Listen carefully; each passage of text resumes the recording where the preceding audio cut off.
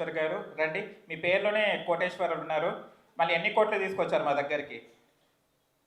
కోట్లకు మించిన ఆనందాన్ని, సంతోషాన్ని, సక్సెస్ని తీసుకొచ్చానండి. ఓకే. దీక్ష చేసి కోటేశ్వరులు కావాలనా, లేకుంటే కోటేశ్వరులు అయిన తర్వాత దీక్ష చేయాలనా? దీక్ష ప్లస్ కోటేశ్వర్ ఇద్దరం కలిసి దీక్ష కోటేశ్వర్ అయ్యాము. Wow, super.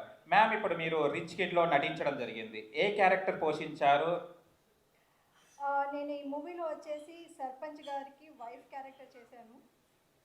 అది ఎంత ఫన్నీగా, ఒక కంప్లీట్లీ ఒక దాన్ని ఏమంటారు, కుటుంబంని చూస్తే అచ్చంగా అప్పుడు మనం పల్లెటూర్లలో చూస్తాం కదా, పల్లెటూర్లలో పల్లెటూరు వాతావరణం, పల్లెటూరు అంటేనే ప్రాణం అండి.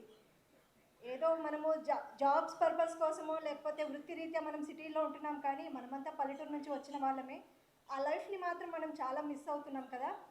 కానీ రిచ్ కిడ్ మూవీలో చూస్తే అసలు ఆ గ్రామం, ఆ ఊరు ఇంత అందంగా, పచ్చని పల్లెటూరు, పచ్చని పొలాలు, స్వచ్ఛమైన మనసులు, అచ్చమైన తెలుగు కుటుంబాలు అన్నట్టుగా ఉంటుంది ఆ మూవీ.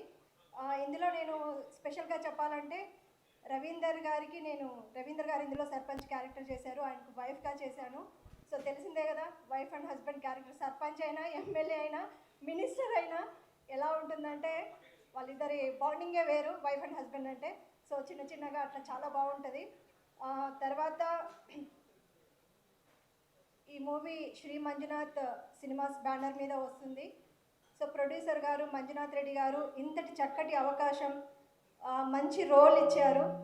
సో మంజునాథ్ రెడ్డి గారికి, ప్రొడ్యూసర్ గారికి చాలా చాలా ధన్యవాదాలు. అదేవిధంగా డైరెక్టర్ గారు షఫీవుల్లా గారు అండ్ అనిల్ గారు.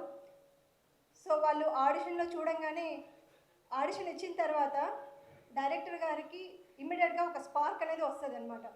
ఆడిషన్ని బట్టి ఆర్టిస్ట్కి ఏ క్యారెక్టర్ ఇవ్వాలని చూడంగానే ఓకే సర్పంచ్ వైఫ్ అన్నారు. సో అంత కాన్ఫిడెన్స్తో నాకు ఈ క్యారెక్టర్ ఇచ్చారు. నేను కూడా అంతే ఫుల్ఫిల్ చేశాను, నా 100% ఇచ్చాను. ఇందులో అండి ప్రతి ఒక్క ఆర్టిస్ట్కి కూడా చాలా లైక్ దాని ఏమంటారు, ఒక జీల్తో, ఒక పట్టుదలతో, ఎన్నో ఆశలతో రావడం జరిగింది. చాలా మంచి క్యారెక్టర్స్ చేశారు. తోటి కో ఆర్టిస్టులు కూడా సుమన్ శెట్టి గారు, ఆయన రీసెంట్లీ బిగ్ బాస్కి కూడా వెళ్ళొచ్చారు కదా. తర్వాత జబర్దస్త్ దుర్గారావు గారు, ఇంకా అను, ఇంకా చాలామంది ఉన్నారు.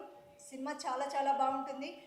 పచ్చని పల్లెటూరు అనే సాంగ్ ఆల్రెడీ రిలీజ్ అయింది కదా, ఈరోజు సెకండ్ సాంగ్ లాంచ్కి రావడం, ఇందులో మా మనసులో అంటే ఆర్టిస్ట్లో మనసుల్లో ఉన్న భావాలు, తర్వాత ఇంకా ఈ మూవీ గురించి చెప్పే అవకాశం ఇచ్చినందుకు చాలా చాలా థ్యాంక్స్ అండి.